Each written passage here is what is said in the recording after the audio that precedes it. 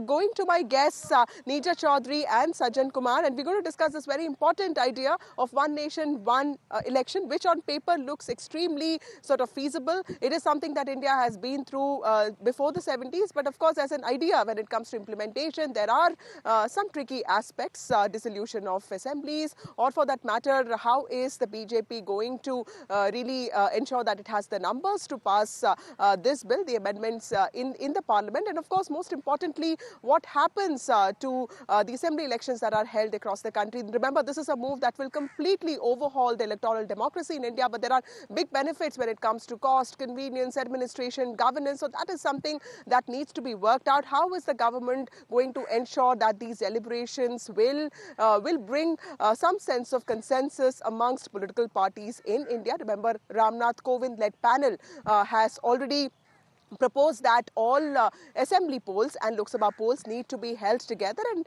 after 100 days the local body polls can be held, and they have said, the ECI in fact has said that it can hold the simultaneous elections or concurrent elections as early as 2029, which also means that this idea needs a lot of deliberation. Neerja Chaudhary, we've been told by sources in the government that the government could be bringing in this bill even as early as this session, and of course this is a promise by the BJP. We have seen this as part of its manifesto in 2014, 2019 and also 2024.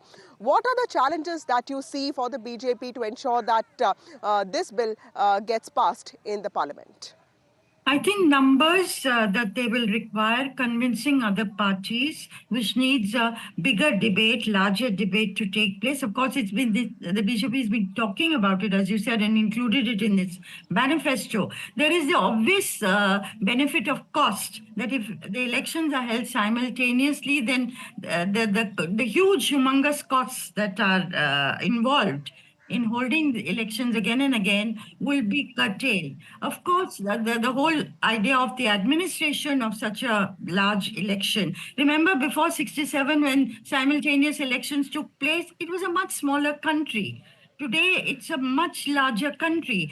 And if the Election Commission was unable to hold the elections in Maharashtra, along with Jammu and Kashmir and Haryana, because of administrative reasons, and that's only one or two state assembly elections, it has to be really prepared administratively to hold Lok Sabha as well as all the assembly elections. Of course, as you say, the local elections will follow 100 days later. So there is that aspect of it also. Certain states will have their terms curtailed and certain states will have their terms prolonged. We get more time. So that will be another issue which will cause a lot of angst in those states that lose term.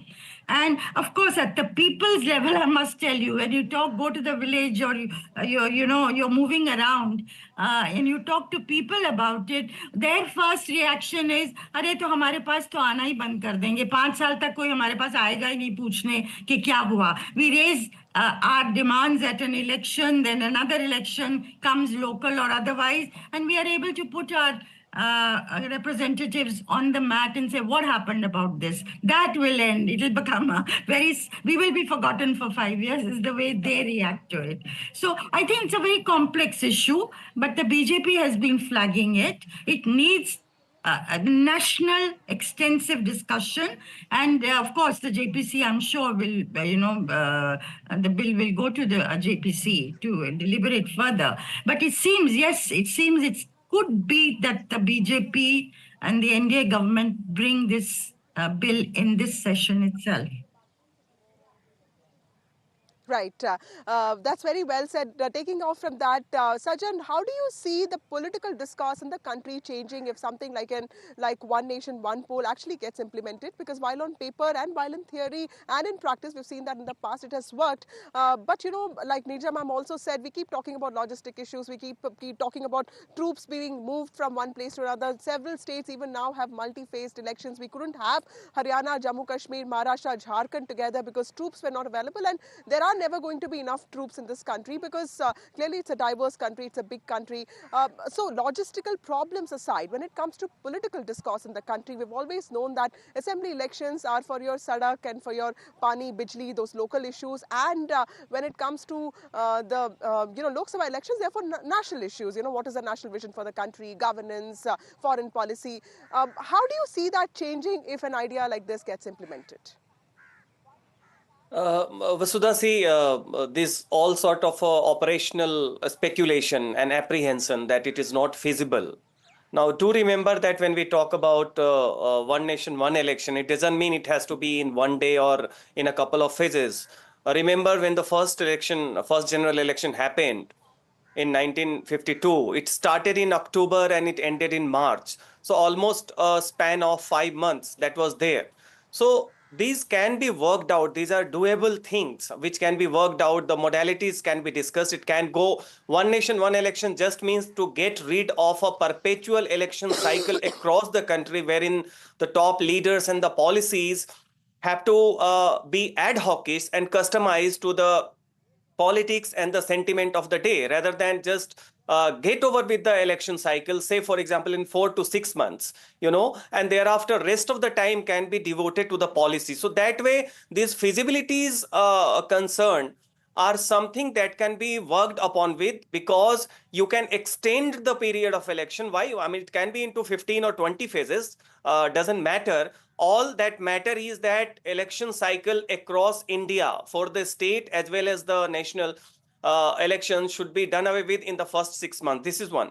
Second, mind it, when we talk about the feasibility, yes, I mean, as Nirja ma'am said, that the first 4 elections, that time the electorate, that time the sort of violence, etc., the problems were little bit diluted compared to today. But do remember, today also we have the wherewithal, to take into account. And the best thing is to phase out for the election can go on for, say, for example, 3 to 4 months. What is wrong with that if you can have 4.5 years remaining wherein you can devote for the policy thing? Second, there has been study that wherever the concurrent election happens, for example, Odisha, Andhra, etc., the voting percentage is always more than the non-concurrent states. So we do have concerns that the participation will be there. Who are the one who would be the naysayers? One, because it is brought by BJP, so certainly many party who otherwise would have been on board may end up opposing it, because remember 1983 during Indira Gandhi it was brought, then during Atal Bihari Vajpayee the idea was discussed, and thereafter it has been discussed.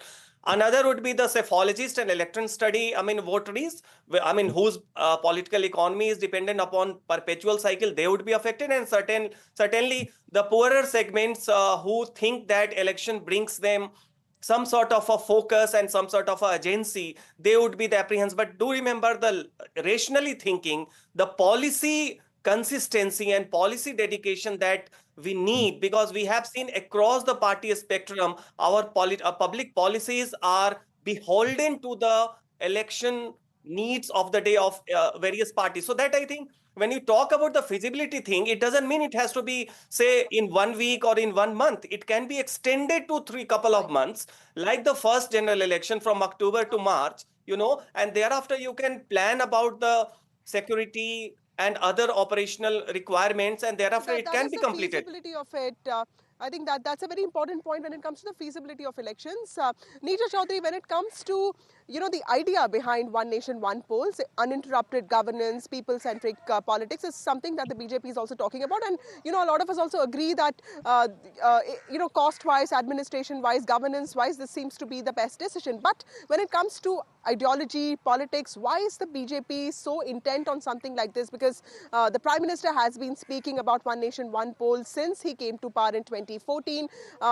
Along with other BJP leaders, he has been completely against the idea of Muslim appeasement, or for that matter, vote bank politics. How does one nation, one poll also align with the ideology and politics of the BJP?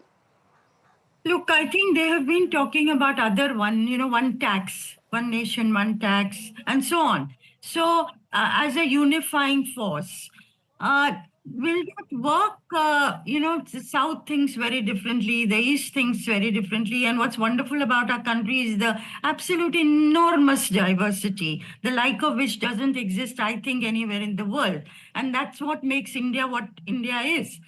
As for policy and politics getting put, on the back burner because you've dealt with elections in one go, I think that is a tall order in a country like India. Again, it's so diverse, and we are very, as some people have written, very argumentative, and we want to have our say. And, even Parliament today, if you look at it, it's very troubling because you have one issue come up another day, and very bitter the discourse between the two sides. It's very, very troubling. I don't think I've seen this kind of thing, whether when the Bofors was there, or 2G was there, or Babri Masjid was there, or Mandal Commission report was accepted, and it was very turbulent Parliament even at that time, stalled for days and weeks. But nothing like this have I seen in the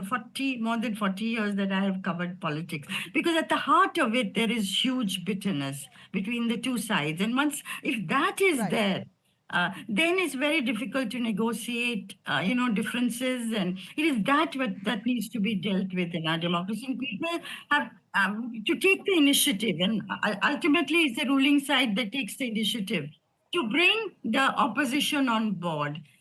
Now, how this happens, I don't know. But watching it day after day these days, it is so one nation, one election. Maybe they have some very good points to it. There may be a flip side to it. And as I say, it needs to have people on board and enough of a discussion. There may be new ideas thrown up. But that by itself, without the spirit getting restored, may not be the panacea of everything. Okay. Okay, last word from you, Sajan. Logistical issues aside, pros and cons aside, what kind of impact do you see this having on society if it gets implemented? Because do you also see a largely depoliticized society, or for that matter, less political society, emerging if this idea gets implemented, and how does that really benefit the political parties? Vasudha, see, when we think about the political, it's not just about the election-centric political. We do know that the political issues are there in the civil society outside the realm of the political parties. So I do not kind of see that if we are done away with elections in one go, it would lead to less political, certainly less electoral society. That I agree to. Secondly, also, all these apprehension or the framing that the regional issues and the federal issues, I mean, there would be a unification. I do not see happening 1967 onward, when the Congress was winning, but the Dravid DMK and the AIDMK, the regional satraps started winning. In Odisha, we have seen that how BJD and BJP balancing the electorates wherein 86% of the population is BPL. They also have a very customized voting for one. So people are clever. We should not underestimate, the kind of the churning and the resonance which are there, the local narratives. Maybe the other way of framing could also be that national issues will learn to negotiate and resonate with the local issues. So rather than regional parties and regionals getting crushed, these are all assumptions and framing of the debate. I think that thereafter you would see, rather than less political a society, we may end up seeing more creative mode of politics, which would not be electoral politics, non-electoral politics. You will have more time to indulge in that. Now electoral politics crushes aside all alternative modes of politics. So that's my take. I think that these are the kind of issues which is more based on assumptions and speculations in the framing of the debate. Reality may turn out to be completely more different and more creative. Absolutely, yeah. So as long as people remain at the center of democracy, the idea really works. And like you rightly said, that this could be another innovation in electoral democracies. Innovations in electoral democracies are not something that we see often. So of course, we'll have to wait and see if the BJP is able to shore up numbers for it. I come to you from outside the parliament. We'll be tracking the day very closely. Many protests, many meetings planned. We'll keep tracking that for you. But for now, back to the studio.